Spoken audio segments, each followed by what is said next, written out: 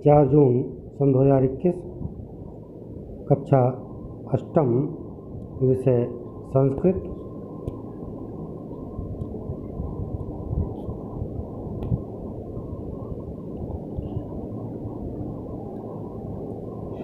अभी तक आप लोगों ने चतुर्थ पाठ गीतम का अध्ययन किया, गीत का सस्वर वाचन किया, जिसे भली भांति आप लोगों ने समझा भी होगा। आज जो पंचम पाठ है वह एक कहानी है। कहानी आप लोगों ने पढ़ी होंगी, पंचतंत्र की कहानियाँ। श्री राम शर्मा आचार्य के जो पंचतंत्र की कहानियाँ हैं, जिसमें खरगोश, कछुए की कहानी है, लोमड़ी और कौवे की कहानी है, और बहुत सारी कहानियाँ चालाकी की, ईमानदारी की, हमें जो संस्कार सिखाती हैं, ऐसी कहानियाँ उसमें सीखने को मिलती हैं। जब उनको पढ़ते हैं, समझते हैं, तो उनसे हमें बोध भी होता है। ऐसा बोध कराते हुए एक जो कहानी है, नविश्वसेत अविश्वस्ते, अर्थात अविश्वासी पर विश्वास नहीं करना चाहिए। जो विश्वास करने योग्य न हो उस पर विश्वास कभी नहीं करना चाहिए। ऐसी शिक्षा इस कहानी से, इस शीर्षक से ही हमें ऐसी शिक्षा मिलती है। तो कल हमने आपको एक ये फ़ोटो भेजा था, जो चित्र भेजा था। इस चित्र में के माध्यम से आप समझ गए होंगे कौन सी कहानी है। यह एक बंदर और मगरमच्छ की कहानी है, जिसमें आप देख रहे हैं कि बंदर ऊपर वृक्ष की डाल पर बैठा हुआ है, नीचे मगरमच्छ ऊपर की ओर देख रहा है और ललचा रहा है लालचवश। और ऐसा लालच बुरी वाला है, लोभा पापस्य कारणम, लोभ पाप का कारण होता है। तो आज लोभ के कारण मगरमच्छ भी अपने मित्र के प्रति कटुता करता है और मित्र के साथ छल करता है। ऐसा दृश्य, ऐसा चित्र यहाँ पर प्रस्तुत किया गया है। चित्र के माध्यम से आप लोगों ने समझा भी होगा। तो चित्र में जो पहली बात, प्रमुख बात है, उसको ध्यान में लाएंगे कि वानर का नाम क्या है। वानर का नाम है रक्तमुख। ठीक है, कल साप्ताहिक मूल्यांकन होगा, उसमें यह पूछा जा सकता है कि वानर का क्या नाम था या रक्तमुख कौन था। तो रक्तमुख नाम का एक वानर था। नीचे कराल मुख जो दिया गया है, मगरमच्छ है। मकर का अर्थ है मगरमच्छ और वानर है बंदर। ठीक, मगरमच्छ जो है वह, उसका नाम रक्तमुख न होकर कराल मुख है। ठीक है, मगरमच्छ का क्या नाम है? कराल मुख, और बंदर का रक्तमुख। कहानी कहाँ से प्रारंभ होती है वो भी हिंदी अनुवाद कराएंगे, गद्यांश पढ़ेंगे, उसमें आपको समझ में आएगा। फिर भी कहानी का सार संक्षेप में बता दे रहे हैं। एक बार की बात है, एक समुद्र के किनारे, जो कि जैसा कि पाठ में दिया है, जामुन का वृक्ष था। जामुन के वृक्ष पर बंदर बहुत ही मौज मस्ती से रह रहे थे। शाखा मृग कहा गया जिन्हें, शाखाओं पर डोलने वाले, मौज मस्ती से रहते थे।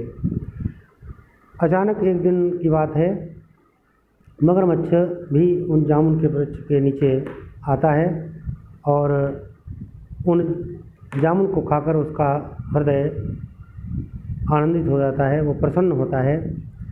धीरे धीरे जब नित्य प्रति वहाँ पर मगरमच्छ आता है, तो मगरमच्छ की उस बंदर से मित्रता हो जाती है। कई दिनों तक यह क्रम चलता रहा। मगरमच्छ आता और बंदर द्वारा दिए गए जामुन के फलों को प्रेम पूर्वक खाता और घर चला जाता। घर पर जाकर शेष बचे हुए फलों को वो अपनी पत्नी मकड़ी को देता था। मकड़ी रोज़ उन जामुन के फलों को खाती थी। एक दिन उसके मन में लालच आ गया, उसके मन में विचार आया, तो उसने पूछा, अपने पति से पूछा कि हे नाथ, आप ऐसे अमृत के समान फल कहाँ से लाते हैं, कहाँ से लाते हो? तब उसने बताया कि एक जो तट पर जामुन का वृक्ष है, उस पर मेरा मित्र रक्तमुख नामक बंदर रहता है, और वह रक्तमुख नामक बंदर मुझे जामुन के वृक्ष देता है। मैं खूब पेट भर के खाता हूँ, और शेष जो बचते हैं उनको लाकर मैं आपको देता हूँ। मगरमच्छ की पत्नी के मन में लालच आ जाता है, और वो कहती है, उसके मन में विचार आता है कि जो नित्य प्रति रोज़ ही इस जामुन के फलों को खाता है, तो उसका हृदय कैसा होगा। उसके हृदय को खाने के लिए वो उसको निमंत्रण देने के लिए कराल मुख से कहती है। कराल मुख माने मगरमच्छ। मगरमच्छ उसकी इस हट को मना करता है, कहता है मैं मित्र के साथ ऐसा छल नहीं कर सकता, मित्र भाई के समान होता है, और मेरा जो भाई है, भाई के समान वो मित्र है, उसके साथ मैं इस प्रकार का छल कैसे कर सकता हूँ। दोनों के मध्य विवाद होता है, पति पत्नी के मध्य जब विवाद होता है, पत्नी जो मकरी होती है वो नाराज़ हो जाती है। अंत में मगरमच्छ उसकी बात को, शर्त को स्वीकार कर लेता है और कहता है कि ठीक है, मैं जाता हूँ, और बंदर को अपनी पीठ पर बैठाकर वापस लाता हूँ। मगरमच्छ अगले दिन जाता है और बंदर का निमंत्रण करता है। बानर जो होता है रक्तमुख, वह सहर्ष अपने मित्र का जो निमंत्रण होता है वो स्वीकार कर लेता है। कराल मुख रक्तमुख को अपनी पीठ पर बैठाकर जल में प्रवेश करता है। जैसे जैसे जल में प्रवेश करता है, वैसे वैसे उसने मित्र को अपनी बात को बताना चाहा, और वो धीरे धीरे अपनी बात को वहाँ पर बताता है और कहता है कि हे मित्र, मेरी पत्नी आपका हृदय खाना चाहती है, इसलिए आपको निमंत्रण पर बुलाया है। वानर ने तुरंत विचार किया, तत्काल ही युक्ति सोची, और मगरमच्छ से कहता है कि अरे मित्र, आपने वही क्यों नहीं बताया। मैं तो अपना हृदय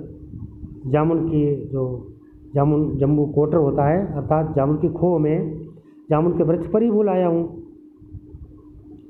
मगरमच्छ कहता है तो क्या करना है। रक्तमुख कहता है कि वापस चलें, और अभी मैं अपने हृदय को वहाँ से ले लेता हूँ, फिर चलते हैं। मगरमच्छ वापस होता है। रक्तमुख जैसे ही पेड़ के नीचे आता है, तुरंत ही उछलकर पेड़ की डाल पर, वृक्ष की डाल पर पहुँच जाता है, और उसे कृतज्ञ कहता है, धिक्कारता है कि अरे दुष्ट, क्या कभी किसी के दो हृदय होते हैं। अब मैं तुझसे मित्रता नहीं करूँगा, तू मेरा शत्रु है, मुझे मृत्यु के समीप ले जा रहा था। ऐसा धिक्कारते हुए उसे पुनः कभी वहाँ न आने के लिए धिक्कारता है। कहता है कि पुनः यहाँ पर अब वापस पुनः कभी जामुन खाने के लिए नहीं आओगे। वह उस बात को मनी मन, उसके जो कराल मुख होता है रक्तमुख की बात का, उसे भी कष्ट होता है कि मैंने जो किया उसका अफसोस होता है। तो ऐसी यहाँ पर शिक्षा मिलती है। गद्यांश कुछ इस प्रकार से है। अस्ति कस्मिंश्चित् समुद्र तीरे महान जम्बू वृक्षा। किसी समुद्र के किनारे एक महान जामुन का वृक्ष था। तत्र रक्तमुखो नाम वानरः प्रतिवसति स्म। वहाँ रक्तमुख नामक वानर रहता था। तस्य वृक्षस्य अधः कदाचित् करालमुखो नामकः मकरः समुद्रसलिलं निष्क्रम्य आगतः। वहाँ उस वृक्ष के नीचे कभी अचानक मकर समुद्र करालमुख नामक मगरमच्छ समुद्र से की लहरों से निकलकर, अचानक करालमुख नामक मगरमच्छ समुद्र की लहरों से निकलकर आ गया। आए हुए मगरमच्छ को देखकर रक्तमुख कहता है, अरे आप मेरे अतिथि के समान आए हो, इसलिए मेरे द्वारा दिए गए जामुन के वृक्षों को खाओ, जामुन के फलों को खाओ, मेरे द्वारा दिए गए जामुन के फलों को खाओ। ठीक, यहाँ पर थोड़ा संशोधन कर लेंगे। मगरमच्छ समुद्र की लहरों से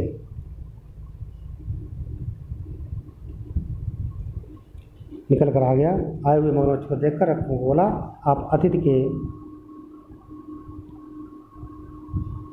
अरे संबोधन करता है।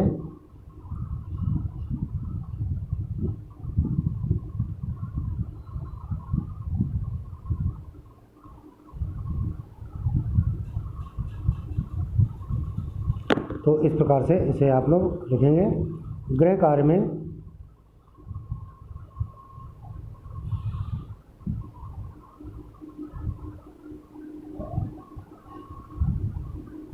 एक मिनट, गृह कार्य में कहानी का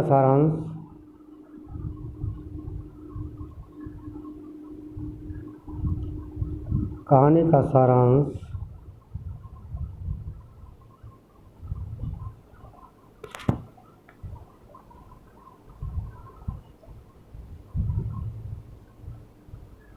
हिंदी भाषा में